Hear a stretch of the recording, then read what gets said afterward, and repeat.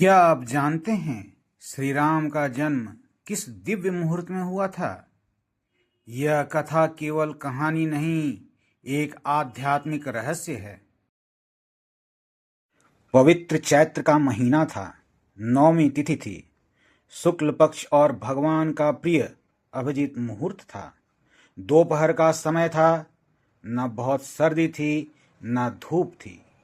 वह पवित्र समय सब लोगों को शांति देने वाला था। शीतल, मंद और सुगंधित पवन बह रहा था। देवता हर्षित थे और संतों के मन में चाव था।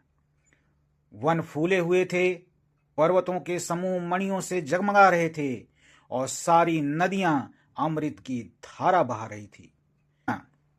जब ब्रह्मा जी ने वह भगवान के प्रकट होने का अवसर जाना, तब उनके समेत सारे देवता विमान सजा सजा कर चले। निर्मल आकाश देवताओं के समूहों से भर गया। गंधर्वों के दल गुणों का गान करने लगे और सुंदर अंजलियों में सजा सजा कर पुष्प बरसाने लगे। आकाश में घमाघम नगाड़े बजने लगे।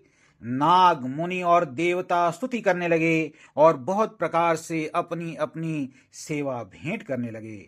देवताओं के समूह विनती करके अपने अपने लोक में जा पहुंचे।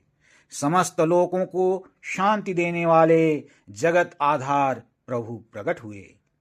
दीनों पर दया करने वाले कौशल्या जी के हितकारी कृपालु प्रभु प्रकट हुए। मुनियों के मन को हरने वाले उनके अद्भुत रूप का विचार करके माता हर्ष से भर गई। नेत्रों को आनंद देने वाला मेघ के समान श्याम शरीर था। चारों भुजाओं में अपने आयुध थे। आभूषण और वनमाला पहने थे। बड़े बड़े नेत्र थे। इस प्रकार शोभा के समुद्र तथा खर राक्षस को मारने वाले भगवान प्रकट हुए। दोनों हाथ जोड़कर माता कहने लगी, हे अनंत, मैं किस प्रकार तुम्हारी स्तुति करूं? वेद और पुराण तुमको माया, गुण और ज्ञान से परे और परिमाण रहित बतलाते हैं।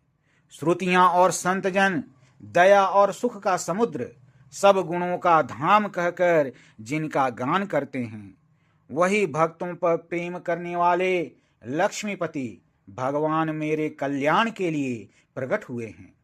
वेद कहते हैं कि तुम्हारे प्रत्येक रोम में माया के रचे हुए अनेकों ब्रह्मांडों के समूह हैं। वे तुम मेरे गर्भ में रहे। इस हंसी की बात के सुनने पर धीर पुरुषों की बुद्धि भी स्थिर नहीं रहती।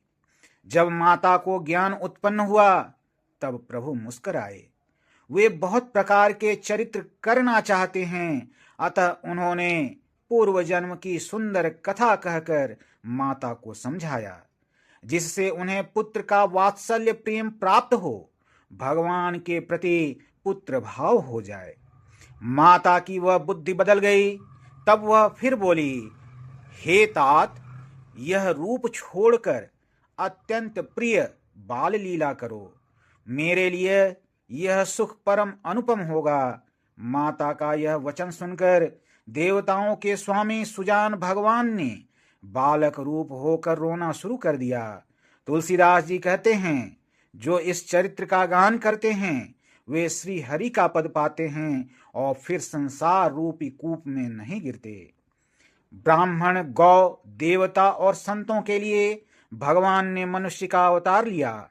वे अज्ञानमयी मलिना माया और उसके गुण और इंद्रियों से परे हैं। उनका दिव्य शरीर अपनी इच्छा से ही बना है, किसी कर्म बंधन से परवश होकर त्रिगुणात्मक भौतिक पदार्थों के द्वारा नहीं। जय श्री राम।